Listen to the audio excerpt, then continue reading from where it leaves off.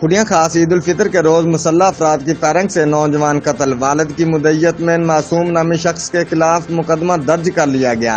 عید کے روز علل صبح محلہ باغ والا خودیاں کے رہائشی خلیل الرحمان کا جوان سالہ بیٹا سمیع اللہ گھر کے قریب بازار میں کھڑا تھا کہ ملزمان آئے اور سیدھی فائرنگ کر دی، جس سے سمیع اللہ شدید زخمی ہو کر زمین پر گر پڑا، جسے فوری طور پر ریسکیو عملہ نے ابتدائی طبی امداد کے بعد قصور ہسپتال پہنچایا۔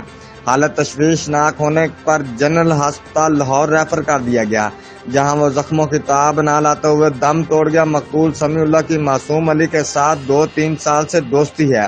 پولیس نے مقتول کے والد خلیل الرحمان کی مدعیت میں ملزم معصوم علی کے خلاف مقدمہ درج کر کے تحقیقات کا آغاز کر دیا۔